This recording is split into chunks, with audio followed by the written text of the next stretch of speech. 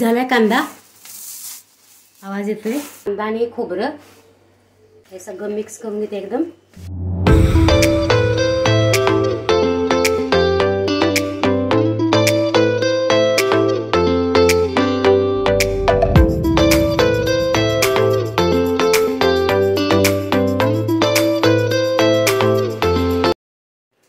गरमी खूप वाढलेली आहे। हा आहे माझा जुना माठ, छान पाणी याच्यामध्ये गार होते।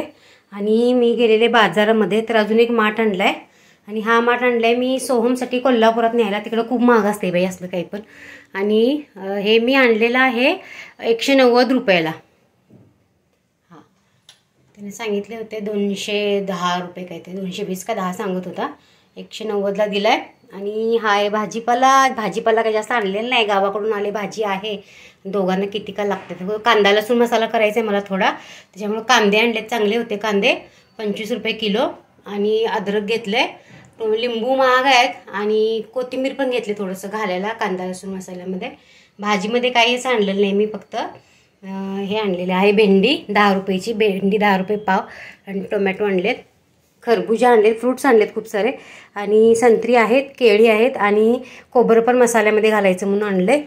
आणि एवढं सामान ओझं झालं मला येईपर्यंत, माठ वगैरे घेऊन येईपर्यंत। आता हा माठ मला तयार करायचा आहे, पाण्यामध्ये भिजत ठेवायचा 2 दिवस, त्यामुळे चांगला माठ मग तयार होतोय।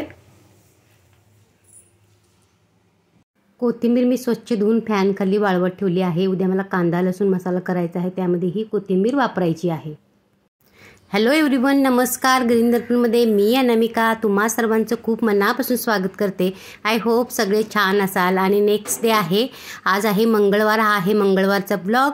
आणि माझी तब्येत असा बऱ्यापैकी बरी आहे। तर मी टोमॅटो ठेवलेला आहे, टोमॅटो मी फ्रीजमध्ये ठेवत नाही। तर मंडळी आता सकाळी नाश्त्याची वेळ आहे आणि आज साहेबांचा आमच्या उपवास असतो मंगळवारचं, त्याच्यामुळे की नाही माझा स्वयंपाक नाही आहे, त्यामुळे मी आज बनवणार आहे कांदा लसूण मसाला। काम जास्त नसल्यामुळे मी आज कांदा लसूण मसाला बनवायला घेतलेला आहे। माझ्याकडे ऑलरेडी मसाला बनवलेला आहे, जो घाटी मसाला बनवला मी तोच, आणि माझ्या बहिणीने जो मला मसाला दिलाय तो मी मिक्स करणार आहे। आणि मग त्याच्यामध्ये फक्त ओला मसाला, हा कांदा वगैरे सगळं मिक्स करणार आहे। तो कसा करणार आहे तुम्हाला पुढे दाखवणारच आहे मी, पण आता सकाळची तयारी करते आहे मी नाश्त्याची। तर माझ्यासाठी नाश्ता बनवते मी डोसा। खूप दिवसांनी मी डोसा बनवते आहे आणि हे डोस्याचं पीठ मी केरून ठेवलं होतं काल, ह्याच्यापासून इडली बनवली होती आणि आज मी डोसे बनवते। आणि साहेबांनी आधी सांगितलं मला की आज मी याला जरा बाहेर जायचं आहे, म्हणून मी काही साबुदाणा रात्री भिजत घातला नाही। आणि मग त्यांनी आता थोड्या वेळापूर्वी फोन केला की मी येतोय, तर मी म्हटलं आता साबुदाणा भिजत घालावा। तर स्वतः एकटीसाठी चटणी करते आहे, किती का लागणार आहे एकटीसाठी। थोडंसं खोबरं होतं कालचंच ठेवलेलं होतं मी, आता ते खोबरं, थोडीशी कोथिंबीर घातलेली आहे, आलं घातले, लसूण घातले थोडंसं। आणि या मिरच्या मी गावाकडून आणलेल्या आहेत, अजिबात तिखट नाही आहेत, अगदी सप्पक आहेत। म्हणजे याचा खरडा जर बनवला ना खूप छान होतील, इतका छान त्याचा खरडा होईल असं छान आहेत त्या। आणि थोडंसं डाळवं घातलं आहे आणि हे मी आता ग्राइंड करून घेणार आहे। चटणी अगदी छान झाली आहे, एकटीसाठी खूप अशी पातळ चटणी केलेली नाही आहे। आता आपल्याला डोसे करून घ्यायचे आहेत। डोसे एकदम सिंपल, मी भरपूर वेळा तुम्हाला दाखवले, तरी पण आता खूप दिवसांनी रेसिपी सांगते आहे, त्यामुळे सांगते। तर हा माझा चपातीचा तवा आहे, खूप चांगला हाय फ्लेमवरती गरम करायचा आणि तेल टाकून पहिल्यांदा पुसून घ्यायचं, नंतर पाणी टाकून पुसून घ्यायचं। असं केल्याने की नाही तवा नॉनस्टिक होतो आणि कुठलाही डोसा तुम्ही असं आंबोळी घालाल किंवा पेपर डोसा जरी कराल ना तर अजिबात चिकटत नाही। खूप दिवसांनी मी करते आहे डोसा, किती छान जाळी पडलेली आहे, बघूनच खावासा वाटतं आहे की नाही। मस्त झालेला चवीला पण।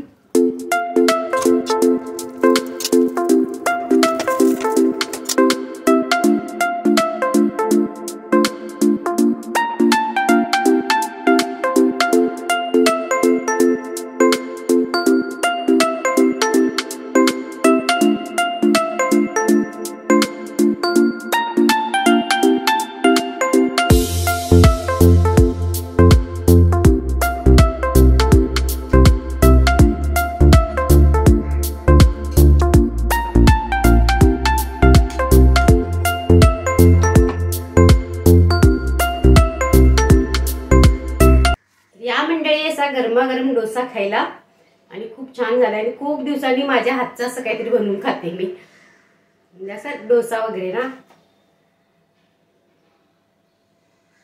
आहा मस्तच, घरचं लोणी जर असेल ना तर अजून छान टेस्ट येते, मजा आली असती। पण चालायचं, तर अमूल बटर आहे, भूक पण खूप लागलेली, मी खाल्ला आधी। आहा मस्त. काल जे फ्रूट आणले होते ते सगळे स्वच्छ धुतले. फ्रूट म्हणजे काही जास्त नाही आहे, मेलन आहे आणि संत्री आहे. संत्री खूप छान होती, गोड पण होती. त्यामुळे मी 50 रुपयाला ते 1.25 किलो मिळाली. त्यामुळे आणली आणि एक केळं खाते मी खूप दिवसांनी. केळं पण खूप दिवसांनी खाते. असं तर केळं थोडं गोड आहे माझ्यासाठी, पण खाल्लं एखादं चालतंय. तर मी कांदा लसूण मसाला बनवणार आहे. ऑलरेडी माझ्याकडं हे मसाल्याचं तिखट आहे आणि माझ्या बहिणीनं तिखट दिलेलं तुम्ही बघितलं. ते तिखट मी थोडंसं माझ्या तिखटामध्ये मिक्स केलं आहे. बघा त्यामुळे कलर किती सुंदर आलेला आहे. आता ह्याच्यामध्ये मला कांदा लसूण कोथिंबीर वगैरे घालायचं आहे. ओला मसाला ज्याच्यात सगळा कोरडा मसाला ऑलरेडी आहे, पण मला कांदा लसूण थोडा मसाला बनवायचा आहे म्हणून मी हा बनवते आहे. अजून माझ्याकडं घाटी मसाला आहे बनवलेला, तो मी तसाच ठेवला आहे आणि हा थोडासा मिक्स करून घेतला आहे.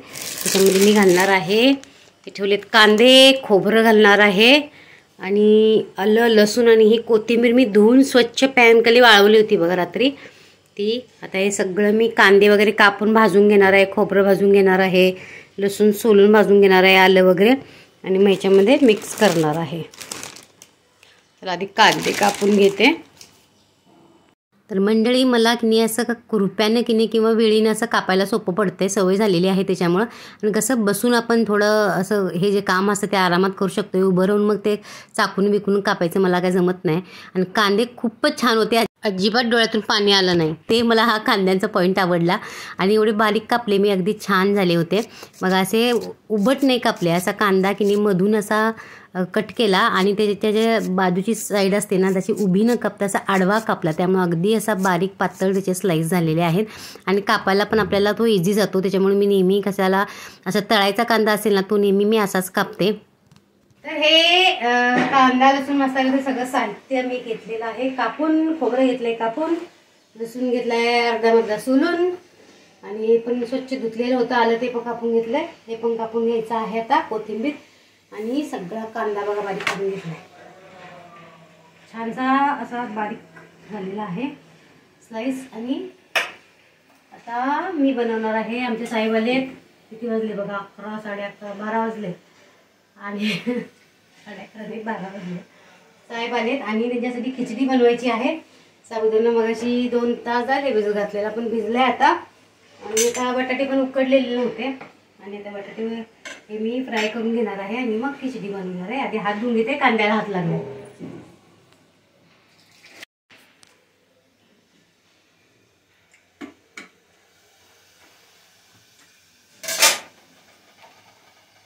काय एवढं काम करण्याची एनर्जी नाही माझ्या, तरी पण हळूहळू करणार आहे.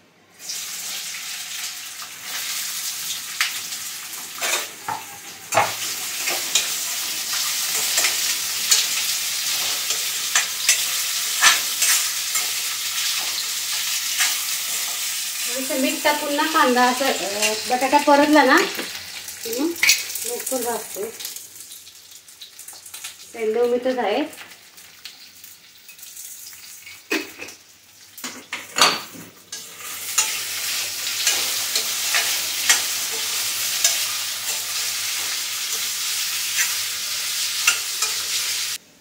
आता बटाटा फ्राय झालाय. आता काय हा काढत बसणार नाही मी, त्याच्यातच घालणार आहे मी जिरं, फोडणीला आणि मिरच्या.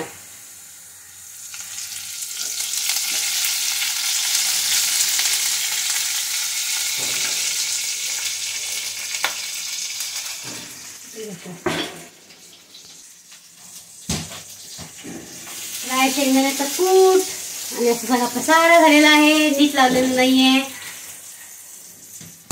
आमच्या साहेबांनी ठेवले बरं का ते कसं आवळ्याने उंदात ठेवले होते.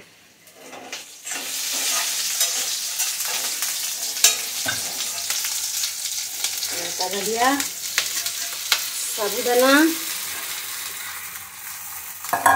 शेंगदाण्याचं कूट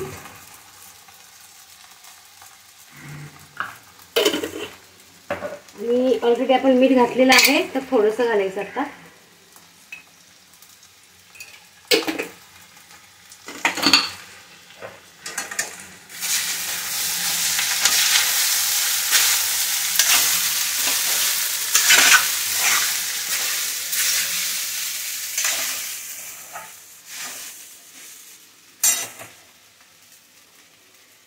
थोडीशी घालूया कोथिंबीर.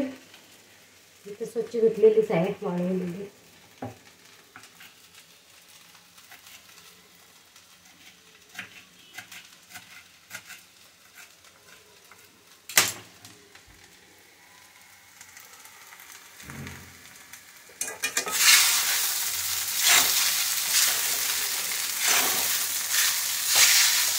एक वाफ करून घ्यायला मग झालं.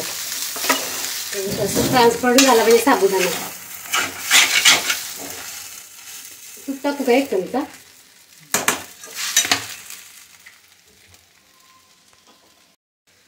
असं तूप टाकते चमचा.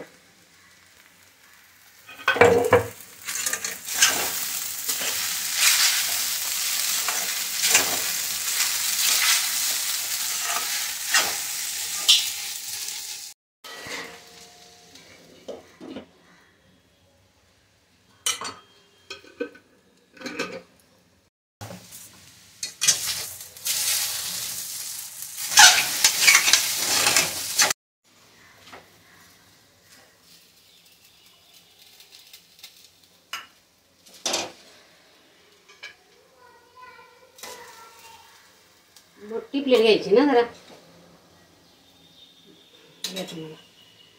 देवाला नैवेद्य दाखवा आणि मग घ्या.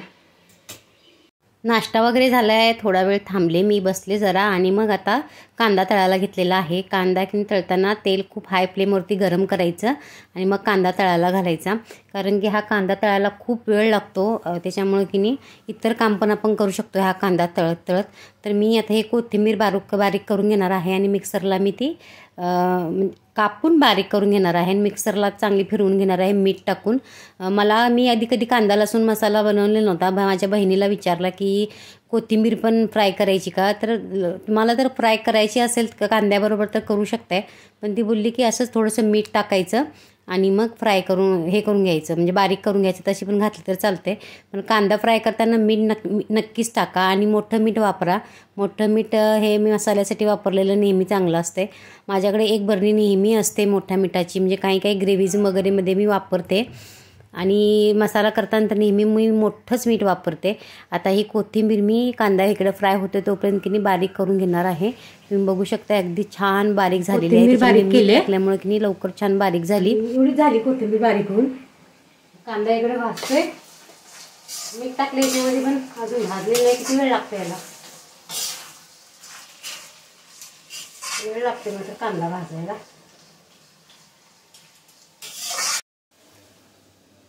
मेलन कापलेलं आहे. आता मी खाते मेलन. काम करत करत फ्रूट. गोड आहे पण. कांदा अगदी छान भाजलाय. अगदी बघा मस्त कलर आलाय कांद्याला. आता काढून घेऊया. हा जास्त जाळायला नको.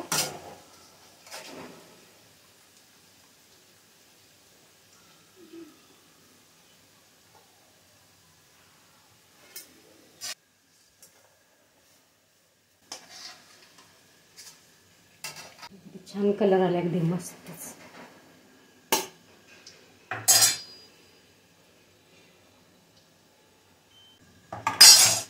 आता भाजून घेऊया आपण खोबरं.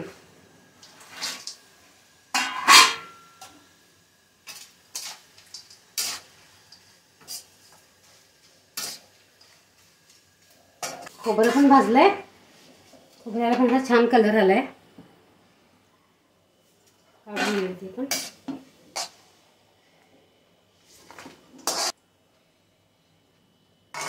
आता आपण याच्यामध्ये घालूया लसूण आणि आलं. याला काही जास्त परतायचं नाही, थोडंसंच परतून घेऊया जरासं. लायटर पण लागेल झाली.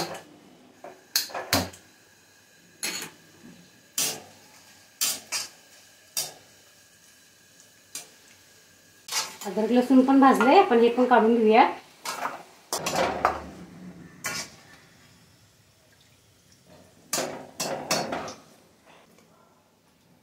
आता हे तेल पण लागणार आहे. हे तेल पण घालणार आहे मी, पण फक्त गार करायचं याला आणि मग घालून तिखटामध्ये चोळायचं तिखट.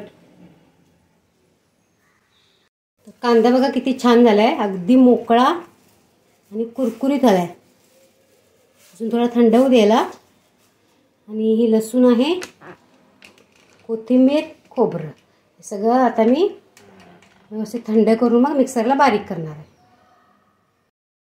चला आता मसाला सगळा भाजून घेऊया. अगदी कुरकुरीत झालाय कांदा, आवाज येतोय.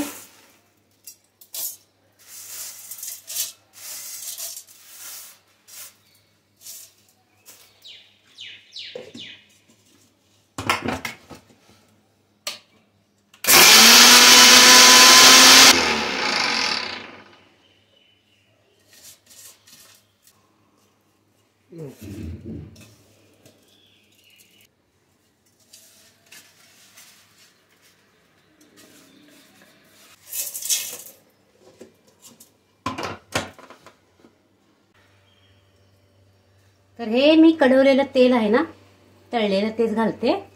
आता तेल घालून घेते हे. आणि हे आहे कांदा आणि खोबरं.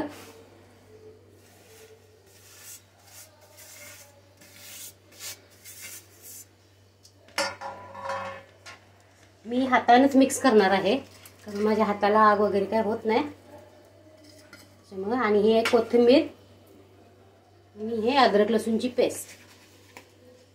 सगळा मसाला पुसून घेते.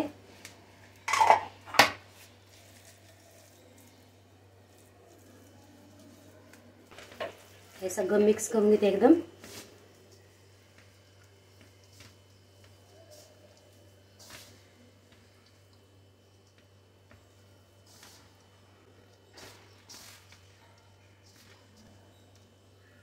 तुमच्या हाताला जर आग होत असेल तर ग्लोव्ज घालू शकताय.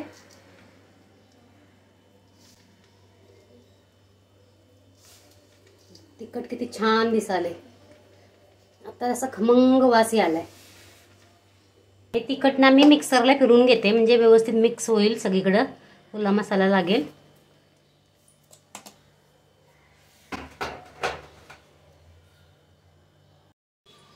सगळे व्यवस्थित मिक्स झाले, अगदी कोरडं पण झाले.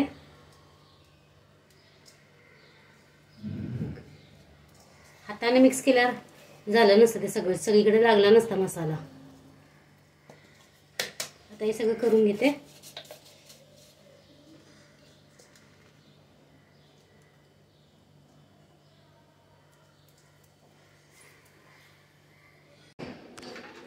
एवढं तिखट हालत करा. कलर किती भारी आलाय. आणि हे मी बघून ठेवणार आहे मंडळी. आणि तिखट बघू शकताय, अगदी सुटसुटीत झाले, अजिबात असं ओलसर नाहीये. गोळा होतो, कसला कलर आले जबरदस्त. आता हे सगळं मी भरून ठेवते. थोडं काचेच्या बरणीत भरून ठेवते, थोडं आणि थोडं डब्यात भरून ठेवते. हे रोजच्या वापराचं आहे माझं. रोजच्या वापरातली जी छोट्यापेक्षा छोटी बरणी आहे, ही घासाला टाकली मी, ही रोज वापरते मी. याच्यातलं काढून त्याच्यात ठेवते आणि उरलेलं बाकीचे डब्यात ठेवून देते. चला मंडळी, हा व्हिडिओ आता मी इथं सेंड करते. व्हिडिओ आवडला, व्हिडिओला लाईक करा, शेअर करा. आणि चॅनलवर नवीन असाल तर चॅनलला सबस्क्राईब करा. आणि तुम्ही पण असा छान कांदा लसूण मसाला तुम्हाला जर आवडत असेल तर बनवा. बाय, भेटू नवीन ब्लॉगमध्ये. सगळ्यांना बाय.